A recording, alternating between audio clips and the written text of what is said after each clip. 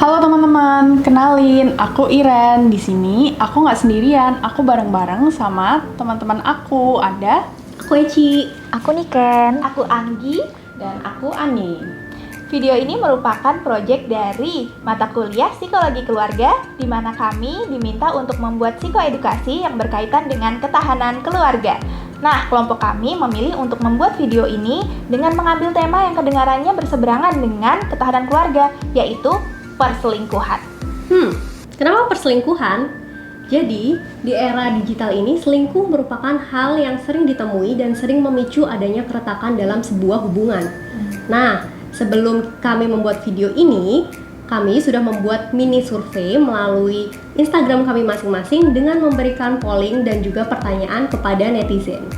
Untuk menjawab pertanyaan tersebut, kami juga menambahkan referensi seperti dari artikel jurnal.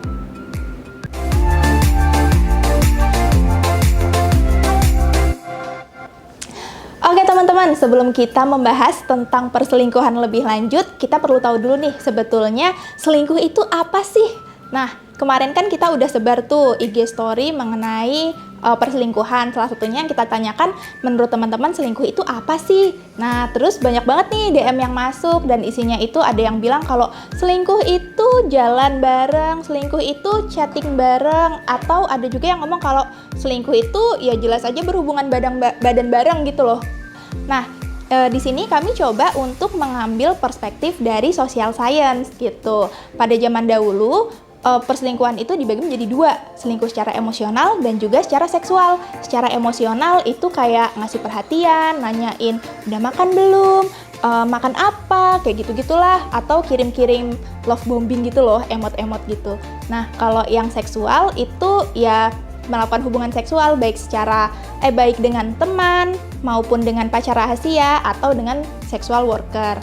Tapi di masa sekarang, menurut penelitian terbaru yang telah dilakukan oleh Finchem and May di tahun 2017, itu ternyata perselingkuhan tuh nggak bisa diambil definisi operasional secara global. Karena apa?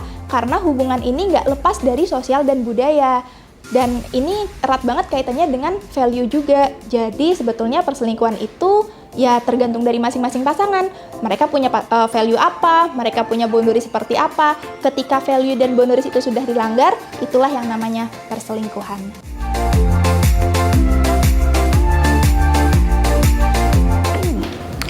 Nah, tadi kan sudah dijelaskan terkait dengan definisi apa itu selingkuh.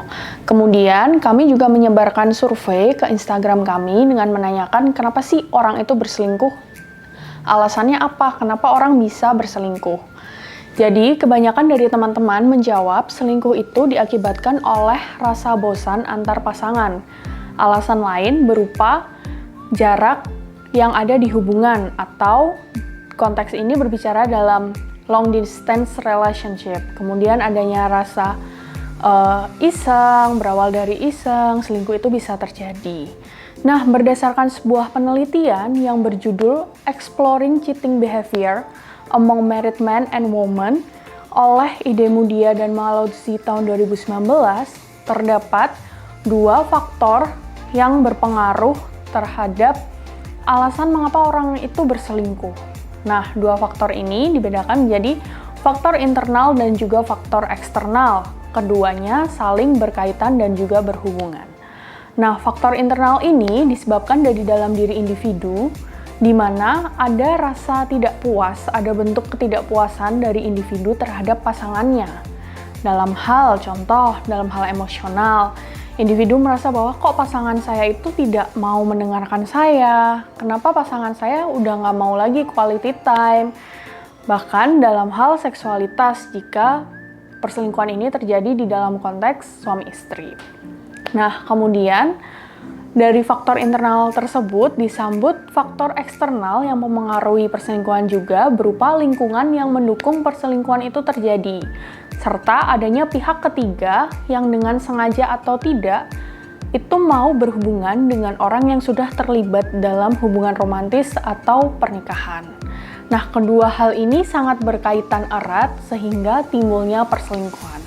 Nah, menurut teman-teman sendiri, selingkuh itu diakibatkan oleh apa sih? Boleh komen di bawah ya.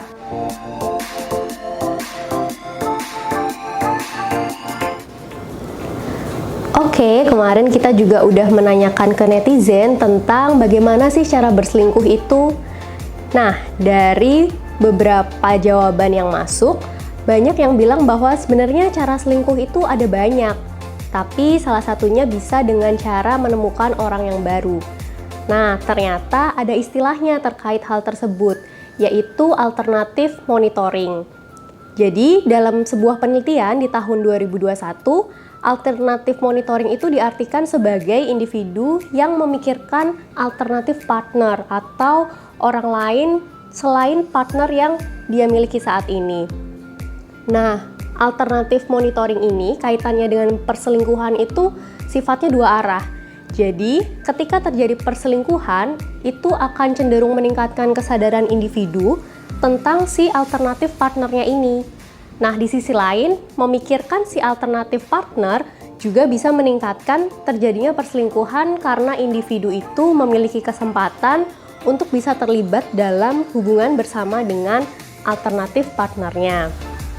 Kemudian, alternatif monitoring dalam konteks ini cenderung mengarah pada eksplorasi.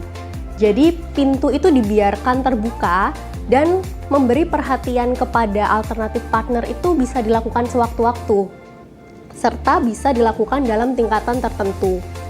Mereka yang memiliki skor tinggi pada alternatif monitoring cenderung akan melewati pintu itu. Jadi, pintu itu bukan ditutup, tetapi tetap dibiarkan terbuka dan dilewati seperti itu. Nah, sebagai catatan juga, penelitian ini menggunakan partisipan yang belum menikah, sehingga individu mungkin memikirkan atau memperhatikan alternatif partnernya ini di relasi saat ini sebagai bagian dari pencarian dan pertimbangan individu. Apakah mereka akan bertahan dengan partner yang saat ini untuk kemudian meneruskan komitmen di jangka yang panjang, seperti itu. Penelitian ini juga mengingatkan kembali bahwa hubungan yang ditandai dengan rendahnya kebahagiaan serta rendahnya komitmen itu cenderung rentan terhadap tingginya tingkat alternatif monitoring. So, coba kita cek lagi, kalau misalnya menggunakan teori cintanya Steinberg, relasi kita saat ini dengan pasangan itu seperti apa sih? Apakah komitmennya rendah, tetapi sebenarnya passionate dan intim, atau seperti apa? Jadi, coba kita cek lagi.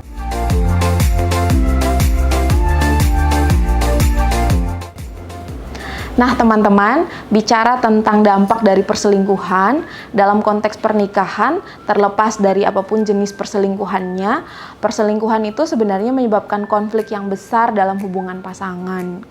Untuk alasan sosiobudaya dan psikologinya, mungkin dampaknya bisa beda-beda untuk setiap pasangan, tergantung ya faktor budaya mereka juga gitu. Tapi yang jelas konsekuensi negatifnya ini akan sangat mempengaruhi pasangan dan anak mereka. Perselingkuhan juga dapat menyebabkan masalah kesehatan mental seperti misalnya depresi, gangguan kecemasan, lalu memicu rasa rendah diri dan keberhargaan diri gitu. Dan yang paling penting juga adalah trust issue gitu. Menurut polling yang kami sebar di Instastory, banyak teman-teman di Instagram yang memilih trust issue sebagai efek terbesar dari perselingkuhan gitu. Kalau bicara tentang trust issue, penting juga untuk mengetahui kata trust itu sendiri.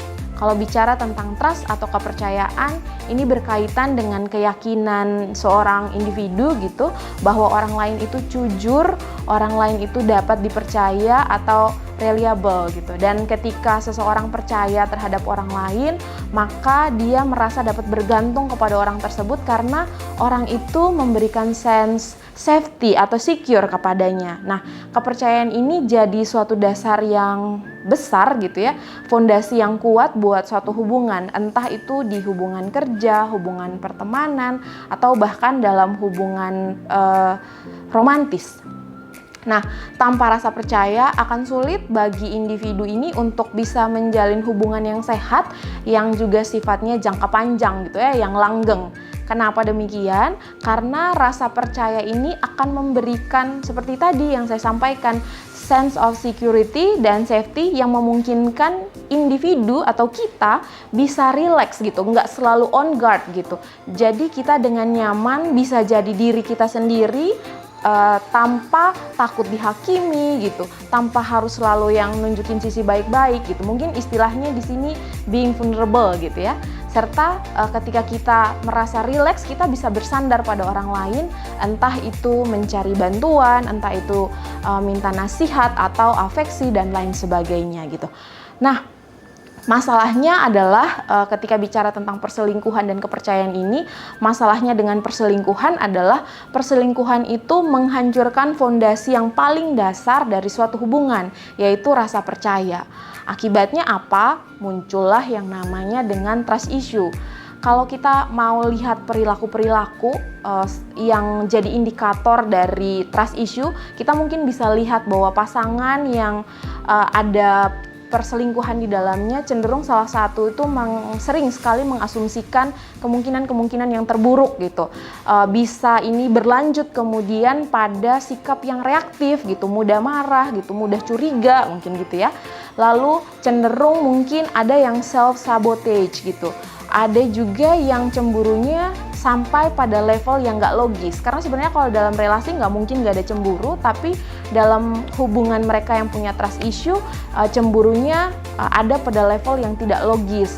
Kemudian pada tingkat ekstrim bisa jadi mengisolasi diri sendiri sehingga tidak mau berhubungan dengan orang lain atau menghindari hubungan yang serius dengan orang lain karena berpikir bahwa bisa jadi dia akan dikhianati lagi, sehingga ini merupakan salah satu cara untuk menghindari kegagalan.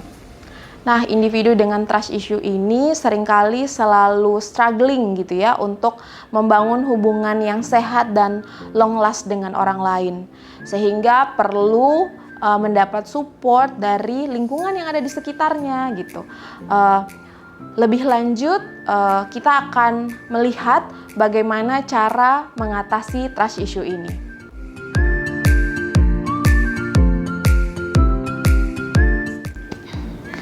Nah, mungkin banyak ya dari teman-teman semua yang sulit untuk memulihkan trust issue dan takut untuk memulai hubungan lagi. Bahkan karena trust issue ini, seseorang itu bisa merasa tidak percaya pada orang lain lagi dan juga dirinya sendiri. Bahkan dia jadi membatasi diri untuk berinteraksi dengan orang lain.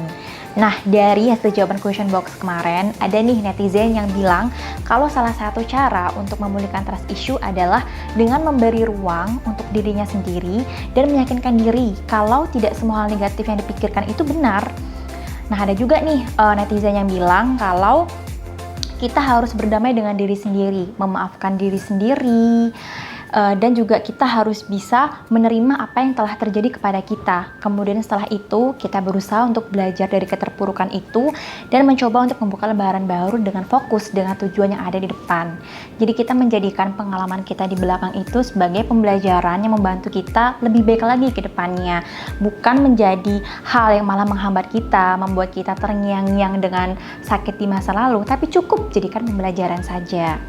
Nah, setelah mengalami perselingkuhan tuh memang sulit banget untuk mengembalikan kepercayaan kita pada orang lain. Karena pada saat itu nih, kondisi psikologis kita itu rapuh, mengetahui bahwa orang yang kita cintai, yang kita percaya malah berkhianat gitu, main di belakang, menyakiti hati kita, membuat kita kecewa. Nah, untuk itu, hal utama yang perlu untuk kita lakukan adalah dengan memaafkan orang lain, memaafkan dia yang berselingkuh, dan memaafkan diri sendiri. dimana kita harus bisa menerima semua peristiwa yang terjadi dan percaya bahwa semua itu merupakan hal yang memang menyakitkan, tapi juga memberikan kita pembelajaran penting, menjadi salah satu langkah kita menjadi lebih dewasa gitu. Kemudian kita juga perlu untuk mencari dukungan sosial untuk mengeluarkan emosi negatif yang kita miliki. Jadi seperti kita bercerita gitu, mengeluarkan unek-unek atau hal yang menyakitkan, kita sedih ya, menangis ke orang terdekat gitu. Nah itu juga salah satu langkah kecil, langkah pertama bagi kita untuk bisa mulai terbuka, berkomunikasi dengan orang lain gitu. Jadi kita, meskipun kita telah mengalami hal yang menyakitkan, tapi kita juga tetap harus melanjutkan hidup, kita harus tetap bisa terbuka dengan orang lain. Makanya kita bisa melakukannya dimulai dari hal-hal kecil, mendekatkan diri kepada orang terdekat, menceritakan dari hal-hal yang kecil hingga kita mulai terbiasa dan nyaman untuk berinteraksi dan bercerita pada orang lain yang lebih luas gitu ya. Jadi juga hal lain yang perlu kita ketahui bahwa kita benar-benar harus menjaga pola pikir kita. Kita nggak boleh terus berpikiran kalau semua orang itu jahat, semua orang itu mengerikan tuh, itu tidak, jangan. Jadi kita harus benar-benar menanamkan di pikiran kita bahwa dia tuh nggak jahat kok gitu. Kalau misalnya kita sebelum kita berinteraksi aja udah mikir dia jahat, itu akan membuat kita kembali takut untuk berinteraksi dengan orang lain. Makanya penting untuk kita menjaga pola pikir dan mulai terbuka dari orang terdekat sampai kita bisa percaya lagi dengan orang lain.